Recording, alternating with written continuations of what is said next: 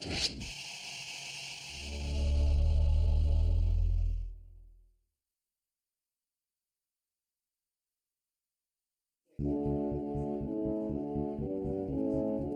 the past few years, Ricky Gervais, Stephen Merchant, and Carl Pilkington have been meeting regularly for a series of pointless conversations. This is one of them. Testing. Is that right? Hello and welcome to the Ricky Gervais Show with me, Ricky Gervais, Stephen Merchant. Hello. And the little round-headed buffoon that is Carl Pilkington. All right.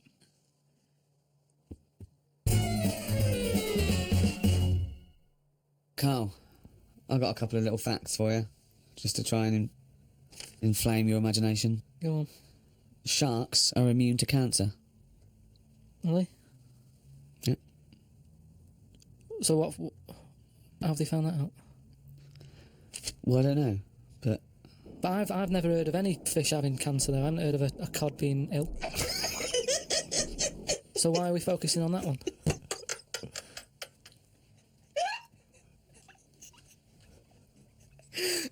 Good point. Okay. Stroking a spider can cause its hair to fall out. What? Because it doesn't like it and it gets stressed out, or is it just that some people are rubbing too hard? No, I don't think it's they're rubbing too hard. I think it's something to do with it. I mean, what sort of maniac is stroking a spider anyway? My mum did it once. Really? Yeah, not to a spider. Right. It was just a little bee. She'd been out, sunny day and that. Got the washing off the washing line. She was bringing it in. Little bee sat on the top of like the bed sheet or whatever it was. And she's in the kitchen with it, and she goes, "Look at that little bee there." She started sort of stroking its head. It loved it. How did it make it clear that it loved it? Well, it wasn't struggling. It was just sat there like, because it must have been like a bit dozy. They get a bit dozy, don't they, in the heat and that. And it just stayed there on the sheet, and she sort of stroked its head for a bit. And she had to put it out. It didn't go out. It didn't try and escape. It was like, "You've had enough now." And that was that. She sent it out. She loved all that. She loved little flies and stuff. And we had Harry the housefly. What? Harry the housefly. What do you mean? It's just a fly that always seems to knock about in one corner of the room. Right, it's the same fly, was it? Yeah, it was the same fly. Yeah. How do you know it was the same fly? So whenever she saw a fly, she went, "Oh, no, it's back." Well, we weren't letting him in. It's just that it stayed in. Carl, what makes you think it was a pet housefly as opposed to a different fly every day? Because it was always in the same place in the corner. But it could have been that something about that particular place that attracted flies rather than it was the same fly. Well, I'm never worried about it. It wasn't harming us. It just always hung about. But how do you know it was the same fly? How do you recognise it? We weren't worried about it. It doesn't matter, does it? If like we're thinking another fly's getting a bit of free rent or something, just let it stay. I don't understand why. But why? No. Right, okay. You're in a house, right? There's flies, okay. Not flies, fly. Why do you think it was the same fly for all those years? Just because we haven't got loads of other flies. At no point was there a crossover period where there's two, and it's like, hang on a minute, he's trying it on here. That's what I mean. It was always just one on its own. And we just thought, leave it, it's all right. I don't know why are you suspicious? Why do you always think someone's out to do you? No, I don't know why you assumed when you see a fly every now and again that it's exactly the same fly. It just was. That it's Harry. The one in our house was the same one. How do you know? Well, all right, I don't, but at no point did I feel suspicious. Speaking of flies, though, and that, they've got one, right? I was out with Ricky, right, and he was reading the paper. There was a story there about a fly that its eyesight was bad or something, and they've made it a pair of glasses, and it had a picture of a housefly wearing. Okay, this is incredible, Steve. Can I take over? Hang on, let me just need to finish a couple of questions for that. So there's a small fly, and they've made it a pair of glasses, so that it can see better. Yeah. And your concern is what? Well, again, it's just that thing of we're looking after everything now. Sorry, I've got to come in here, Steve. All right. I showed you the story. You saw it. It was a picture of a housefly with a pair of glasses on. Yeah. Right? It was about a one-sentence thing. It was about how far technology's come, and a group of scientists using microscopy, right, and laser tools had, as an exhibition, shown that they could make a pair of glasses smaller to fit on how they put it on there, and they'd taken a picture of it, and it's on display. At no point was it actually, because the fly had bad eyesight, the fly was presumably dead, it was purely an art installation, or a show of technology. I thought you were going to say, Rick, that you'd drawn the glasses on there, Yeah. and he believed it like, there's a bearded lady in this paper. No. My God, Tony Blair looks like Adolf Hitler. No. What do you think of that, though? But they did it as an experiment. Yeah, but all things start as an But experiment. why would they make a pair of glasses for a fly? How would they know he had a bad eyesight? How would they know it was the same fly? Bumping into stuff? I don't know. Bumping into stuff. It's just that thing, innit, of human nature is something's wrong with something, let's fix it. And they try and help people out all the time, don't they? When you know, we're always doing it. We're always trying to help people out. Instead of just going, you've been dealt a duff card, cope with it.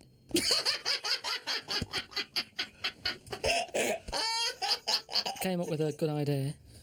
We'll be the judge of that. I'll do it now. It's not a good idea. Okay. Okay. I'm sticking my neck out here. I think this isn't going to be a good idea. Okay. Thoughts? Well, I'm going to agree with you. I'm going to second that motion. Okay, let's see. Let's see if we're both right. See-through skin. High five, Rick.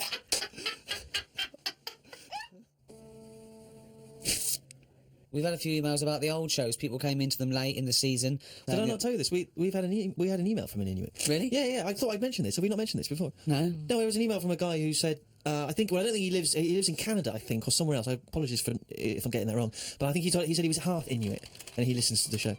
Half Inuit? See, that's interesting because I think it was so remote. I know I'm probably wrong now, but I think those are so remote that I can't think where they're meeting people who aren't That are also Inuit. Inuit, yeah. Oh, and who's going, other societies are going, I'll tell you what, I'm fed up, there's no action here, I'm going to the frozen tundra, I'm bound to meet someone there. Yeah. Where do they meet? Do they do online dating? Probably a lot of online stuff. What do you put as hobbies? Fishing? Yeah. Skinning stuff. Skinning stuff, yeah. What stuff to skin? Seals. Seals, yeah, sure. That's about it, isn't it? Why are they hanging about round there? Why aren't seals going, do you know what, it's cold, I'm sick of it here. It's windy all the time, what have you, and I'm getting a club on the head. Do you know what I mean? Yeah. Because they're meant to be quite bright in terms of animals and that, aren't they? Yeah. So why are they knocking about them parts? I don't know. Say, like, if seals died out, right, would that be a problem? We've done this. We've been through this before, Carl. Everything has a knock-on effect. Even a seal, that's sort of in between something already. It's between a fish and a dog, isn't it? I knew you were going to say dog. It's not between a fish and a dog. What do you think evolution does? Fish to I'll never dog. understand it. Maybe we What shouldn't do you talk mean about it. it's between a fish and a dog? I'm just saying it's... It was a perfectly evolved mammal that re-entered the water, I imagine, and then got streamlined and... I mean, it's between a fish and a dog. But why not have one and the other? Why not have, like, you've got a dog, you've got a fish. No, it's not Anything in the between a middle. fish and a dog. It's not between a fish and a dog. I don't know what between means. I don't know what... This is it again about saving everything all the time. What is it doing? What's it doing? Everyone's feeling sorry for him all the time. Save the seal and all that. What's it doing? Why are we saving it? Let's just ask that question. What's it doing? I don't know what to say. It's between a fish and a dog. Out of all the people in the world to have a chat with, do you know, what's his face? That German doctor. Which one? The guy that displays the human body? Guns Traven or something. Oh, right, yeah. Well, I don't... Is he a proper doctor? Because it's just that it's always... I mean, I could cut a body up. I never see him sort of put it back together. Is anyone keeping an eye on him, sort of going, well, who is he, actually? I'm sure he is a proper doctor. I mean, he doesn't answer everything. Like, he doesn't say, I don't understand why the intestines have to be that long. I don't know why it just can't go from the throat to the belly, exit, straight dark line down, out the arse. You must know. Well, no, because the way he dragged it out and it was like miles long. Yeah. Pointless. No, it's not pointless. Just have a straight, do you know what I mean? It's Straight. what you're talking about.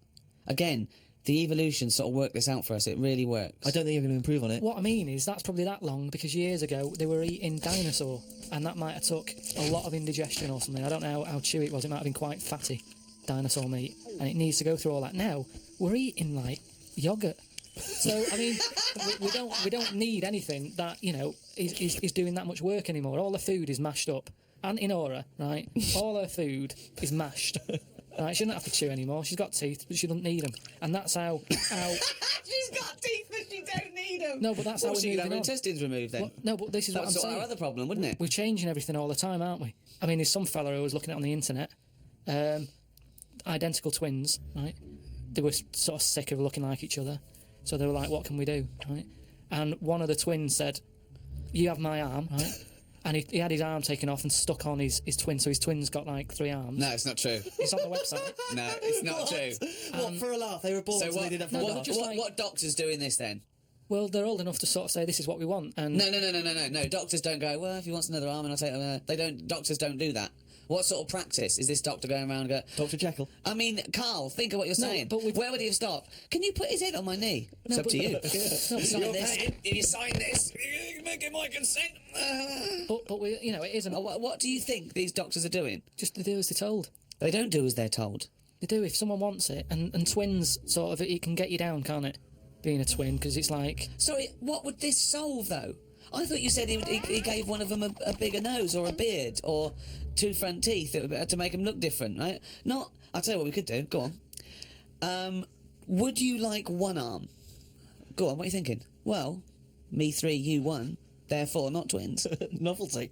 I mean, you are a mental man. But they can do it now, can't they? There's no sort of... There's no line drawn anymore. They don't go, you're crazy, we're not going to do that. Yeah, in Saw 2, not in the real world. No, they don't do things like all this. Right, there's another bloke, right? I don't know the sort of full ins and outs of it. Go on, you surprise me.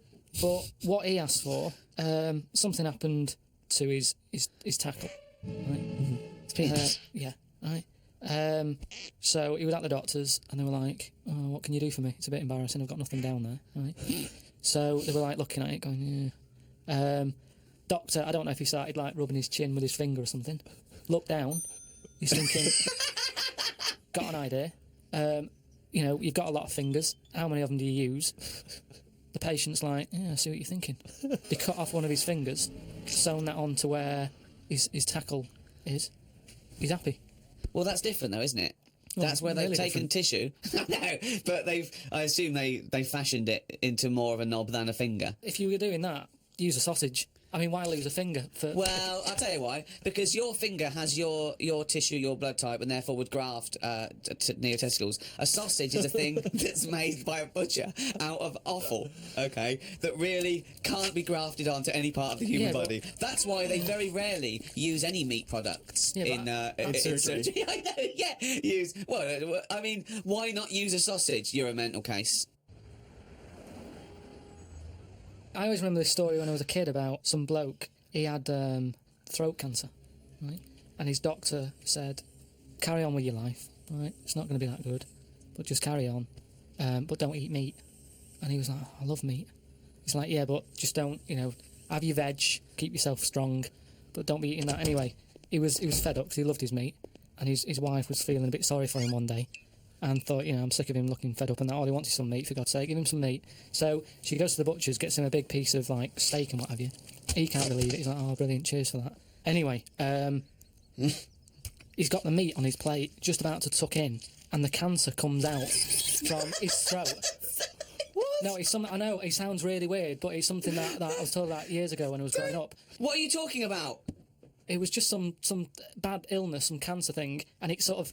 It was coming out waiting for the meat. It was sort of dying. Again, I get a lot of your medical knowledge is from... It's from the film Alien. So this guy with throat cancer, okay, as opposed to it being a disease of the cell. It was like a living... The alien. It was alien. So it was the animal. It was the little animal cancer. That's why what are you talking about? Meat. He wasn't allowed to eat meat. So it's sitting there. So it's actually sitting there and throwing. Well, I'll tell you what I'd have done if I'd have had some cancer in my throat. I'd go, there you go. Rid of that. What are you talking about? So what happened? He choked to death on this thing, and the wife was like, "Oh, I shouldn't have given him the meat after all." Just that's a bollock story. It's all. There's loads of weird stuff like that that happens in medical stuff. Well, the terrible thing is, if you got testicular cancer and you eat meat, your bollocks come out of your trousers, and they're all over the plate, and you have to be asked to leave the restaurant. Oh, chimpanzee, that is only on a down. That's the jingle for Carl's diary, excerpts of which we read each week. Get straight into it. A band from the Conga have won the Best Newcomers in a Radio 3 competition. They use pots and pans for instruments. It says that the Conga is a poor, sad place. So why do people do that happy dance at the end of parties called the Conga? Right, one is the Congo. There's no place called the Conga. They come from a place called the Congo. Conga! Fucking hell, you're such a... Met Suzanne at Euston Station. I said I would sort out the tea tonight, so I called the curry house. The fella couldn't understand me. I asked for 2 poppadoms. He kept saying, how many? I kept saying 2. He still couldn't understand. I said 1 more than 1. He understood. When we picked up the food and took it home, there were 5 poppadoms in the bag.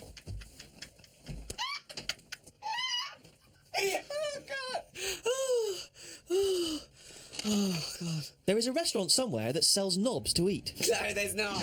There is. No, there's not. No, there is. It says that women can't eat too many of them, and if you want a seal's knob for dinner, you have to book in advance. Right, it's gobbledygook. This is the ramblings of a madman again. It's a trend, he writes. It won't last long. It'll be like hummus. Called Ricky and asked what the difference is between the mind and the brain. Yeah, he That's did. a hell of a phone call to get. Unbelievable. Unbelievable. Ricky did explain, but I can't remember what he said. I wondered at what age you are when the mind kicks in. Okay. Ricky changed the subject and said there is an island called Spider Island. There's nothing but spiders on it. A bloke went to visit the island and said there was 1,000 types of spider in one tree. What do you think about that? What do you think of an island that's just full of spiders? I don't know, because you need spiders. I don't know what they do, but they say a world without spiders like wouldn't be good. But they sort of do something. There's something about if you did get rid of them all, it would have an effect. Well, of course it would. Get rid of anything, it'd have an effect. Not everything though. Like I've said, jellyfish and what have you. Well, no. It's 97% water or something. Yeah. So how much are they doing? Just give them another 3%, make them water. That's more useful. Give them another 3% and make them water. Oh, God. Went into the gadget shop today. It's full of stuff that we don't need. Gadget used to be a good word that made you think of James Bond with all his gadgets. The best thing I could find in the shop was a clock that ran on potatoes. We are definitely going backwards. I agree. Well, who cares about that? A little electrical impulse, so what? Had a night out with old schoolmate. Found out about more of the other lads I went to school with. One is living underground. What do you mean living underground? Not like a mole. Do you Yeah. mean he's got a basement, or do you mean he digs a hole every night? My mate went to visit him and he said it had been raining really heavily and that, and it's all the rain's running in. What do you mean he went to visit him? He went down here? What's that? That's an hole in the ground. Yeah, come in. He just said, "Oh, come round to us," and he's living underground. What do you mean he's living He underground? was happy down there. He said it was really muddy and what have you. He said he won't be going back to visit him. I believe this, though. I believe someone he went to school with now lives in a hole. That doesn't shock me. You spent far too long with him, if that now you're just happy to accept. I totally accept that. I'd be surprised if I walked round where he lived that there weren't more people living in holes. His dad wanted to throw his budgie on the fire. True. His budgie died, his dad said, let's throw it on the fire. I mean, his mum, what did your mum do?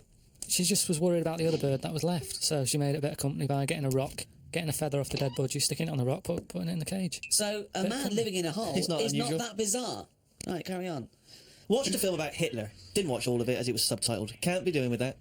Asked Suzanne if cinemas are full of deaf people when they're showing subtitled films. She said, shh, I'm trying to watch it. I said, what do you mean, shh? It's subtitled, I can make as much noise as I want. Yeah. She's a lucky, lucky woman.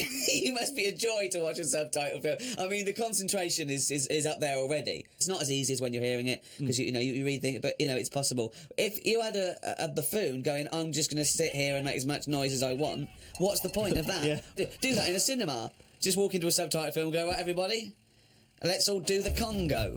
We're having our bathroom done. The bathroom man was round at 9 this morning. We weren't allowed to use the shower because it all had to be bone dry before we could use his waterproof filler. Not that waterproof then. Went for a brew with Ricky. We talked about monkeys and how they are closer to humans than they are to apes, and how bees will drink cider to get off their heads. Now and again there is a bee that lets the drinking get in the way of the work, and other bees sting it to death.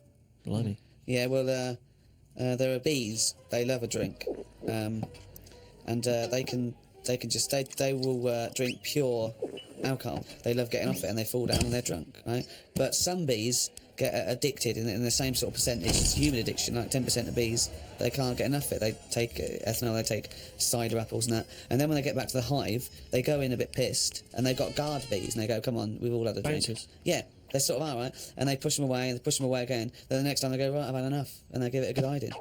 And Carl couldn't get over this. I saw his face.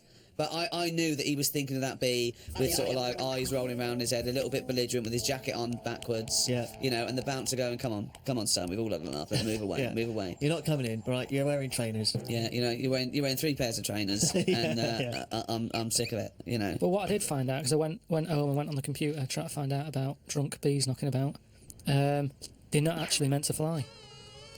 It's only because they don't know. Fly. Well, no, but they're if they were told that you're not actually designed to fly, they wouldn't bother. No, this is that thing that goes around that aerodynamically on the face of it, looking at the size of the wings and the body proportions and everything, that it's a surprise that they can fly. Okay, it's not that. No one's ever told them they can't, and as soon as someone tells me you're not meant to fly, they all fall out of the sky going, "Oh, what are we doing?" Like in a cartoon.